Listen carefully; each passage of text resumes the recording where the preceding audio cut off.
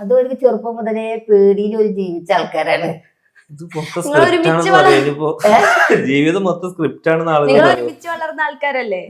നിങ്ങൾ ഒരുമിച്ച് വളർന്ന ആൾക്കാരല്ലേ? ഒരുമിച്ചു വളർന്നിട്ടില്ല.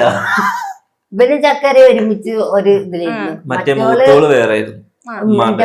എന്റെ ഉമ്മനെ നോക്കിക്കണത് ഈ പറഞ്ഞ മാതിരി ഇബലമാതിരി തന്നെയായിരുന്നു. രണ്ടിനെയും കൂടി നോക്കാൻ പറ്റാണ്ട് ഉമ്മാന്റെ അടുത്താക്കി. അങ്ങനെ ഈ ഇഷ്യൂ വന്നപ്പോ പലരും പറയുന്നത് അടുത്ത ഫോർച്യൂണറിന് വേണ്ടിയിട്ടുള്ള അടിയാണ് നിങ്ങൾ ഇപ്പൊ കാണിക്കുന്നതെന്ന്. അത് ആൾക്കാർക്ക് എന്തും പറയാലോ. ഫോർച്യൂണർ വാങ്ങണതല്ലല്ലോ നമുക്ക്. എന്താന്ന് വെച്ചാൽ ഫോർച്യൂണർ പിന്നെയും വാങ്ങാം. രക്തബന്ധങ്ങൾ അങ്ങനെ വാങ്ങാൻ കഴിയില്ലല്ലോ.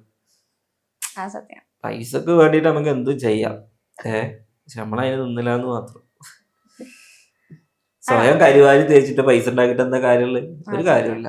അത് നമുക്ക് അത് ആസ്വദിക്കണമെങ്കിൽ നമ്മളെ എല്ലാരും ഒരുമിച്ചിരുന്ന് ആസ്വദിക്കണ്ടേ. അല്ലാതെ ഞാൻ ഒരു ഫോർച്യൂണർ വാങ്ങി പ്രശ്നം ഉണ്ടാക്കിയിട്ട് ഫോർച്യൂണർ വാങ്ങിയിട്ട് കാര്യമില്ലല്ലോ. എപ്പോഴും കുടുംബ പ്രശ്നങ്ങൾ തീർക്കുന്നത് അല്ലെങ്കിൽ എല്ലാത്തിലും ഇങ്ങനെ ഇടപെടുന്നത് നൗഫലിക്കയാണോ ഉമ്മ? അങ്ങനെ കുടുംബ പ്രശ്നം ഞങ്ങളോട് ഇതുവരെ ഉണ്ടായിട്ടില്ല. ഇതൊരു പ്രശ്നം അതോ അതിന് നിന്നു. അത് പ്രശ്നം എന്ന് പറയാൻ മാത്രമൊന്നുമില്ല. അത് സോഷ്യൽ മീഡിയയിൽ വന്നുകൊണ്ട് ഇതൊരു പ്രശ്നമായിരുന്നു മാത്രമേ ഉള്ളൂ. ചെറിയ സിസ്റ്റേഴ്സ് തമ്മിലുള്ള സൗന്ദര്യ പണക്കപ്പങ്ങളാണ്. ഇപ്പോ ഇവളുടെ ക്ലിപ്പ് പോയി കഴിഞ്ഞാല് തെറ്റെടുക്കും.